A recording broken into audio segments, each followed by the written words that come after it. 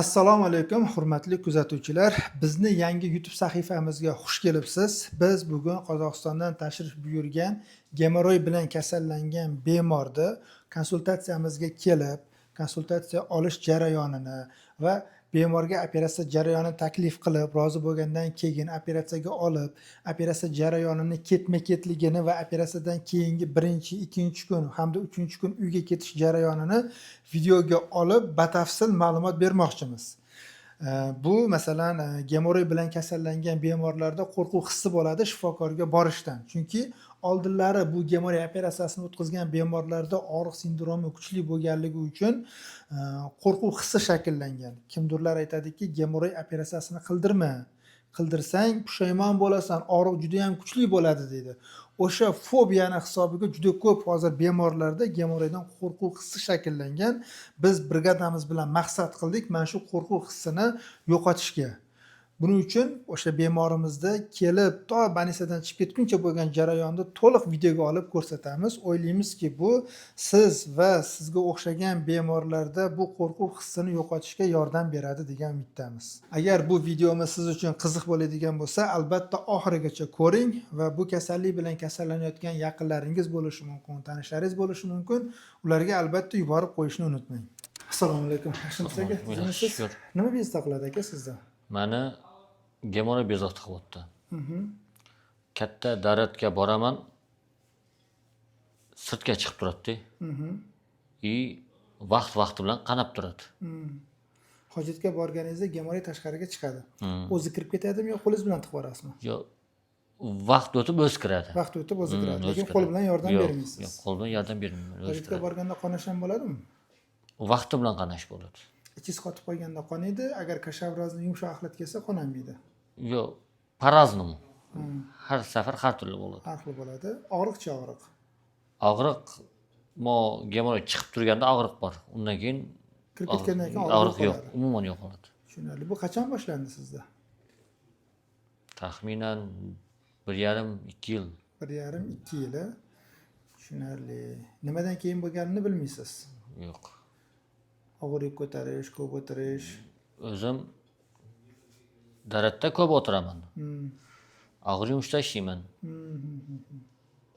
Yumushdan chiqib trenovka ham qilardim. Sekin-sekin tashqariga chiqishni boshladi, keyin og'ritishdi, keyin qonashdi, oxiri doktorga murojaat qilishga majbur bo'ldingiz. Majbur bo'ldim. Shikoyatlaringizga qaraganda sizda tashqi va ichki gemoroy qonash hamda tushish asorati bilan. Bu kasallikda masalan tushishda hozir 2-daraja bo'lyapti, 3ga o'tish bosqichida. Davolash taktikasi 2 xil bo'ladi. Dori-darmon bilan, ya'ni vaqtinchalik lecheniya qilish mumkin. Lecheniya qilasiz, yaxshi bo'lasiz ma'lum bir vaqt. Ichingiz qotib qolsa yoki sababchi faktorni bartaraf qilmasangiz, qanaqadir bir nagruzka bo'lsa, yana shu holat qaytalanaveradi. Ikkinchi davo taktikasi bu jarrohlik amaliyoti hisoblanadi. Bu jarrohlik amaliyoti sizning kasalligingizdan butunlay qutulishingizga yordam beradi. Jarrohlik amaliyotini 2 xil, 3 xil variantda o'tkazish mumkin. Masalan, lazer bilan gemotektomiya amaliyotini amalga oshirish mumkin. Yoki ligashur apparati bilan qilish mumkin. Bundan tashqari ichakda surunklar tikish apparati bor. U bilan qilsa bo'ladi. Dezatrizatsiya qilsa bo'ladi. Operatsiya turlarini men sizga chizib, yozib ko'rsatib beraman. O'zingiz eng yaxshi optimal variantini tanlaysiz. Shunga qarab turib o'tkazamiz amaliyotda. Xo'p. Operatsiya jarayoni mana boshlanmoqda. Birinchi qiladigan ishimiz rektalniy zerkalo bilan to'g'ri ichakda devulsiya qilishimiz kerak. Maqsad tonusni pasaytirish. O'zi spinal anesteziya ta'sirida ham tonus ancha pasayadi. Lekin rektalniy zerkalo ham tonusni pasaytirib beradi, ham o'zimiz uchun birlamchi osmotr, ya'ni to'g'ri ichakda shilliq qavatini, ya'ni anusda shilliq qavatini to'liq ko'rib, ko'zdan kechirishimiz uchun imkoniyat yaratib beradi. Diagnozimiz tashqi va ichki gemoroy, tushish 4-daraja va qonash asorati bilan surunkali orqa anal yormasi og'riq sindromi bilan. Bu yerda operatsiya qanaqa bo'ladi? Dezatrizatsiya metodi bilan ligashur metodini birlashtirgan holatda qilamiz, чтобы keyinchalik gemoroy bilan qaytalanmasligi uchun. Dezatrizatsiya qilib arteriya tugunlarini bog'laymiz va kattalashgan gemoroy tugunini ligashur bilan kesib olib tashlaymiz. Trishinani bo'lsa elektrokoagulyator yordamida fibroz to'qimasini olib tashlaymiz va sfenterotomiya qilamiz. Hozir bu amaliyotni bajaramiz. Bemor bilan mana bemalol suhbatlashishimiz mumkin. Hech qanaqangi og'riqlarni sezgan yo'q, yaxshi yotibdilar. Aka, qanaqasiz? Yaxshimisiz? Og'riqlar bezda qilmayaptimi? Abrobotga bitading. Yaxshi. Soch siralkasi bo'yicha 11 da joylashgan gemoroid tugunini, arteriyasini bog'ladik. Endi 2-3 ta choklar yordamida dezarterizatsiya qilamiz. Ya'ni deta 1,5 santimetr masofada shilliq qavatni olib kelib, birinchi qo'ygan chokimizga olib kelib birlashtirib tikamiz. Natijada kavernoz tanaga arterial qonni kelishini chegaralaymiz. Bu gemoroid tugunini qon bilan ta'minlanishini to'xtatadi va biz kattalashgan tugunni xudo xolasa hozir ligashur apparati yordamida olamiz. Ligashurni ochib berasizlar. Ligashurni qaychisi, ya'ni nasatkasi, bu bilan hozir gemoroid tugunini olamiz. Yo'qlab turib.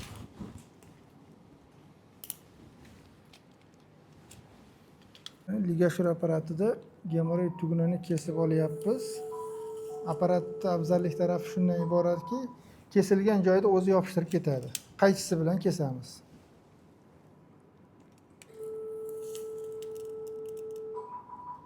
Mana soch siralkasi bo'yicha 11 da joylashgan gemoroid tugunini dezarterizatsiya qildik va ligashur apparati yordamida olib tashladik. Endi navbatdagi gemoroid tuguniga o'tamiz. Bu soch siralkasi bo'yicha 5 ga to'g'ri keladi. Birinchi qiladigan ishimiz dezarterizatsiya, ya'ni gemoroid tugunini arteriyasini bog'lash. Mana hozir arteriyasini bog'layapmiz gemoroid tugunini. Endi soch siralkasi bo'yicha 7 da joylashgan gemoroid tugunini dezarterizatsiya qilamiz. Dezarterizatsiya jarayoni boshlandi. Har bitta tugunni dezarterizatsiya qilish jarayoni o'rtacha 4-5 minut vaqt talab qiladi albatta. Tugunlar kichkina bo'lganligi uchun soch siralkasi 7 dagisi. Buni elektrokoagulyator yordamida mana kuydirib qo'yapmiz. Xudo xolasa bemorda og'riq sindromi ancha kam bo'ladi. Soch siralkasi bo'yicha 11 dagi tugun dezarterizatsiya, soch siralkasi bo'yicha 5 dagi ham dezarterizatsiya bo'ldi va 7 dagi ham bo'ldi. Endi ikkinchi qiladigan ishimiz bizni bemordagi treshina, ya'ni anal yormasi. Shuni bartaraf qilishimiz kerak. Buni birinchi o'rinda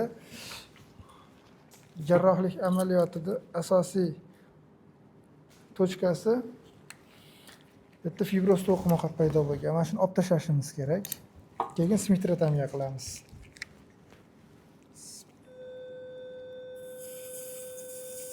Shuni fibroz to'qimasini olib tashladik. Loshka deyishadi ko'pchilik buni. Endi bu yog'iga sfinkterotomiya, gemostatik qilamizda, keyin sfinkterotomiya amaliyotini bajaramiz. Jarrohlik amaliyotimiz mana shu yerda o'z nihoyasiga yetadi. Yana bitta narsa, ayrim bir proktologlar birinchi treshinani o'tkazib oladi. Lekin meni fikrim bo'yicha bu yerda birinchi gemoroidni qilib olgan yaxshi, chunki tugunlar juda ham katta bo'lsa, operatsiyadan keyin anal sohasida o'z-o'zidan torayish yuzaga keladi. Bizni sfinkterotomiyamiz bo'lsa, o'sha torayishni bartaraf qiladi. Aka, qanaqasiz? Yaxshimisiz? Og'riqlar bo'lmayaptimi? Jarrohlik amaliyotining oxirgi bosqichlarida anusni va ampula qismini perix vodoroda bilan abrobotga qilib tozalashimiz kerak. Undan keyin betadin bilan abrobotga qilamizda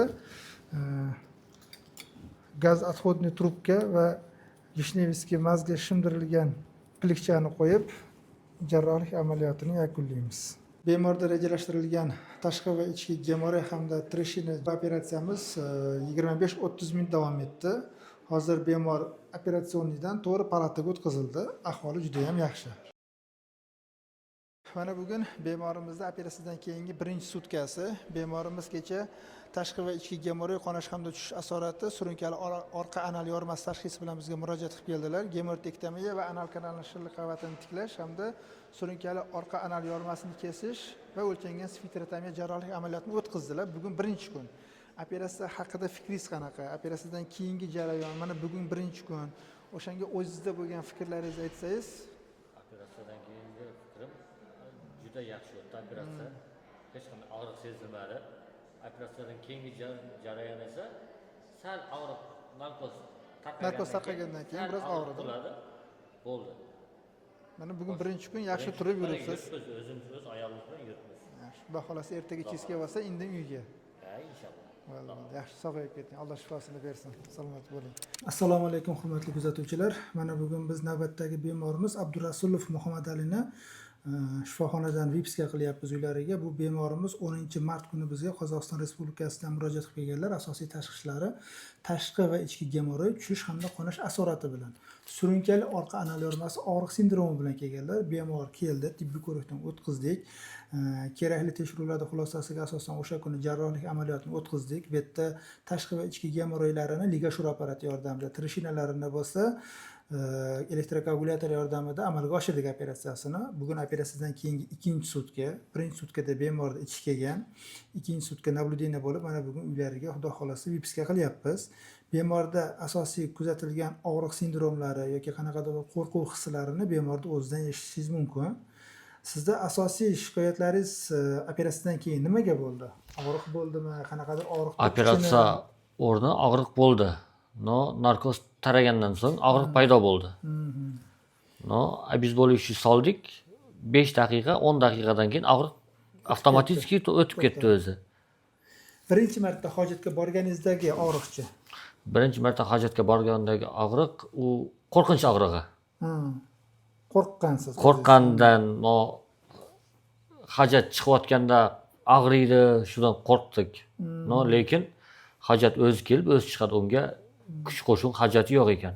Operatsiyadan keyingi ikkinchi, mana bu 3-kunlaridagi og'riq qanaqa bo'lyapti? Oz-moz bor, lekin hojatga kirganda, hojatga kirmasak og'riq yo'q. Bu operatsiyadan keyin og'riq sindromi bo'ladi. Tabiiy hol, chunki juda ham qon tomir va nervlarga boy a'zo to'g'richak. Imенно o'sha anus qismida og'riq jarayoni qanaqa bo'ladi sizda? Og'riq jarayoni o'rtacha hisobda 2 hafta davom etadi. Kundan kunga kamayib boruvchi og'riq bo'ladi. Bu og'riqlar dastlab og'riq qoldiruvchi dori vositasi, ukol yoki tabletkaga muhtojlik bo'ladi, ya'ni ichasiz o'tib ketadi. 2 haftadan keyin diskomfort bo'ladi, ya'ni og'riq yo'qoladi. Bu jarayon bir 2 haftacha davom etadi. Bo'lishi bilan xudo xolasa hammasi to'xtaydi. Lekin bu vaqt oralig'ida operatsiyadan keyingi jarohat sohamiz axlat bilan kontaktda bo'lganligi uchun albatta pervaska qilib turishimiz kerak. Mana hojatga bordingiz, ichingiz keldi. Ichingiz kelgandan keyin o'z-o'zidan operatsiya bo'lgan joyingizga axlat tegadi. Bu sizda biroz og'riqqa va achishishga sabab bo'ladi. O'sha zahoti margansovkali vanna qilish kerak agar imkoni bo'lsa. Ya'ni margansovka hozir topish juda ham qiyin, Qozog'istonda bordir, lekin hozir bizning hududda topish juda ham qiyin. Yo'q desa ham bo'laveradi. Agar margansovkani topsangiz, yarim tog'ora iliq suv tayyorlaysiz, och qizil rangli eritma tayyorlab, uzog'i bilan 3-5 minut o'tirasiz. O'tirganda qo'lingiz bilan suvda harakatlantirsangiz, o'sha yerdagi qolib ketgan axlatni o'zi bilan olib tushadi. Keyin yonbosh bo'lib yotasiz, tizzalarini qoringa tortasiz. Ayolingizga aytsangiz, ayolingiz shpritsda 3% periksi sepadi, где-то 1 yoki 2 ml.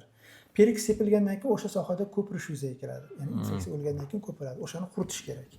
Quritgandan keyin rastvor betadin bor. Betadin bu suyuqlik, salfetkaga ozgincha tomizdiriladi-da, o'sha sohaga sekin xuddi kraska qilgandek qilib surib qo'yiladi. Keyin yana bitta sirli salfetka olinadi-da, maz metil uratsil yoki levamikol mazini oz miqdorda tomizdirib, o'sha yerga yopishtirib qo'yiladi, ko'chib ketmasligi uchun. Endi kechki payt bo'ldi, salfetka sal ho'llanib qoldi, lekin ichingiz kelmadi. Pervaska sizga ma'qul kelmayapti, ya'ni yurganingizda diskomfort. Uni olib tashlamoqchisiz, olib tashlaysiz, boshqadan pervaska qilishingiz kerak. Bemorlarda ichi bir xil payti soat 8-9 larda keladi, hojatxonaga boradi, lekin bemor qo'rquv hisobidan hojat qilmaydi-da, qaytib chiqib ketadi. Shunaqa bemorlarimiz ko'p bo'ladi. Sekin to'g'richakka axlat yig'ilib, oxiri davluniy ko'tarilgandan keyin soat 2 yoki 3 bo'ladi, hojatga kiradida, kirgan payti biroz og'riq bo'lishi mumkin yoki 1-2 tomchi qon kelishi mumkin. Bemorda savol tug'iladi. O'sha payti doktorga telefon qilishga to'g'ri keladi, lekin soat mamlaqa bo'lgani uchun bir xil bemorlar xijolat bo'lganidan telefon qilmaydi, lekin qo'rqib va turadi ertalabgacha. Shunaqa holatlar bo'lib qolsa, qo'rqmasdan telefon qilavering. Bu degani 1-2 hafta davomida hojatga borganda 1-2 tomchi qon kelishi mumkin. Undan qo'rqmang. Bu tabiiy hol. Qon kelyapti. Tak, bu vipskangiz, bu pervaskani qanaqa qilish to'g'risida qisqacha ma'lumot. Sxema. Aka, ko'rgan kechirgani shu bo'lsin, boshqa kasal bo'lmang. Sizga rahmat. Salomat bo'ling.